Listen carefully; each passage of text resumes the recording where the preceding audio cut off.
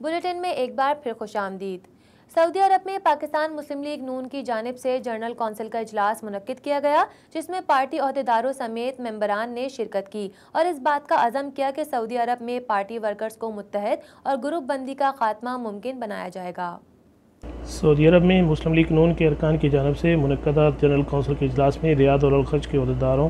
اور ممبران نے شرکت کی۔ اس موقع پر مقررین نے اظہار خیال کرتے ہوئے کہا کہ سعودی عرب میں گزشتہ 3 دہائیوں سے مسلم لیگ نون کام کر رہی ہے۔ ہزاروں کی تعداد میں ورکرز اور لاکھوں کی تعداد میں سپورٹرز موجود ہیں، مگر اب ضرورت ہے کہ پارٹی کو مزید مضبوط بنانے کے لیے درے بندی اور گروہ بندی کا خاتمہ ممکن بنایا جائے اور مسلم لیگ نون کو ایک پلیٹ فارم پر جمع کیا جائے، جس کے لیے کوششوں کو تیز کرنا ہوگا اور پارٹی قیادت کی گائیڈ لائن پر عمل کرتے ہوئے ہمیں سعودی عرب کے مرکزی اور ریجنل باڈیز کو یکجا کر کے آگے بڑھنا ہوگا اور اس کے لیے ہم مثبت کوششوں کے ساتھ دے رہے ہیں۔ جنرل کونسل کے اجلاس میں مسلم لیگ نون ریاض کے صدر خالد اکرم رانا، الخرج کے صدر امانت علی سمیت مرزا منیر بیگ، راشد بن ناز، سردار شعیب صدیقی، مجاہد ندیم رامے، راجہ عابد عزیز، راجہ یعقوب سمیت دیگر نے بھی اظہار خیال کیا۔